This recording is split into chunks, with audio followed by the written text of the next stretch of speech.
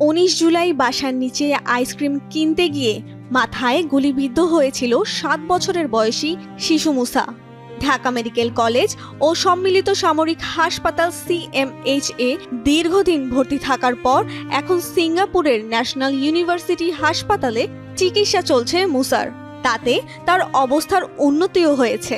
মুসা চোখ খুলেছে, কিছুটা হাত পা নাড়াচ্ছে।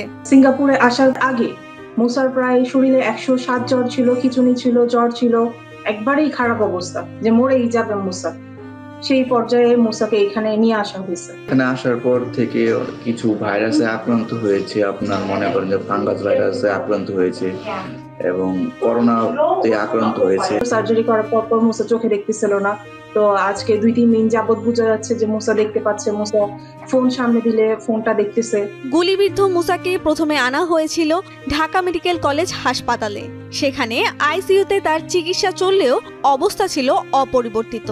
পরে 26 আগস্ট ঢাকা CMH এর নিউরোসার্জারি বিভাগে স্থানান্তর করা হয় মুসাকে। সেখানকার চিকিৎসকেরা উন্নত চিকিৎসার জন্য মুসাকে সিঙ্গাপুরে পাঠাতে বলেন। সিঙ্গাপুরে নিয়ে একমাত্র সন্তানের চিকিৎসার ব্যয় মেটানো অসম্ভব ছিল ইলেকট্রনিক পণ্য ব্যবসায়ী মুস্তাফিজের জন্য, যা নিয়ে দুশ্চিন্তায় ভেঙে পড়েছিল মুসার পরিবার। আমাদের সিঙ্গাপুরে আসার প্রধান দায়িত্ব পালন করছিল CMH এর ডক্টর, ঠিক আছে। তাদের রেফার না হইলে হয়তো আমরা আসতে পারতাম না। সরকার থেকে আমরা অনেক হেল্প পাইছি, কারণ সরকার থেকে যদি হেল্প না পাইতাম তাহলে আমরা হয়তো আসতে পারতাম না। এবং চ্যানেল আইয়ের স্পন্সরের কারণে আমরা আসতে পারছি। সর্বপ্রথম হলো আমাদের প্রথম আলোর কারণে আমরা মূলত এত কিছু পাইছি, কারণ প্রথম আলো যদি না থাকতো আমাদের মুসার খবরটা সরকারের কাছে পৌঁছাইতো না। আন্দোলনকালে গুলিবিদ্ধ মুসাকে সিঙ্গাপুরে নিতে বলেছেন চিকিৎসকেরা। কে দেবে এত টাকা?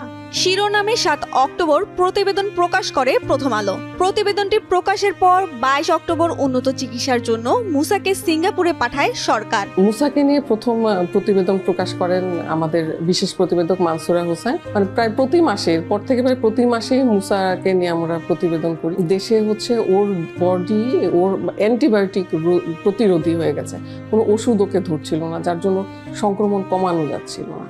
তখন ওই দিন ছিল 7 অক্টোবর, আমরা রিপোর্ট প্রকাশ করলাম, কারণ আসলে চিকিৎসাটা খুবই ব্যয়বহুল ছিল। তখন চ্যানেল আইয়ের ফরিদুর রেজা সাগর উনি যোগাযোগ করলেন আমাদের সাথে।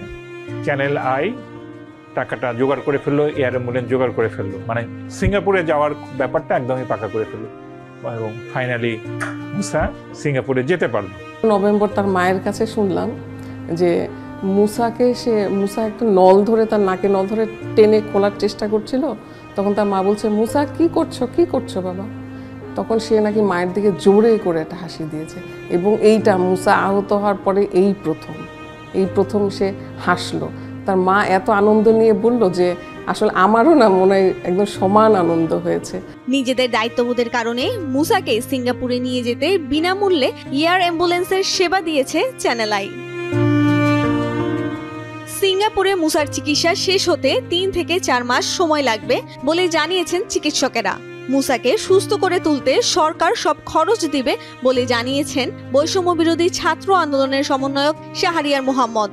মুসার জন্য এখন পর্যন্ত সরকারিভাবে 1,75,00,000 টাকা এককালীন পাঠানো হয়েছে। অবাক হবেন যে একটা বুলেটে তার দাদির পেটের এক পাশ দিয়ে ঢুকে অন্য পাশ দিয়ে বের হয়, এবং সেই বুলেটটাই মুসার মাথায় লাগে। তার দাদি স্পট ডেড হয়ে মুসা কিন্তু এখনো বেঁচে আছে। তো এই তার বেঁচে থাকাটাই পুরো আমাদের কাছে একটা মিরাকল, একটা অলৌকিক ব্যাপার হয়ে দাঁড়িয়েছে। তার সর্বোচ্চ চিকিৎসা নিশ্চিত করে এবং শেষ পর্যন্ত যত টাকা খরচ করা লাগে তার জন্য সরকার প্রস্তুত, এবং তার অগ্রিম বাজেট যাতে সবসময় আমাদের হাতে রেডি থাকে এবং যে কোনো সময় যেন পাঠানো যায় সেটার জন্য স্বাস্থ্য মন্ত্রণালয় ইতিমধ্যে তার সম্পূর্ণ বাজেটটা রেডি করে রেখেছে। মুসার জন্য এগিয়ে আসা প্রত্যেকের প্রতি কৃতজ্ঞতা জানিয়েছেন তার মা নিশামণি। সবার দোয়া আর ভালোবাসায় মুসা সুস্থ হয়ে উঠবে, আবারও মা বলে ডাকবে। বিশ্বাস এই মায়ের।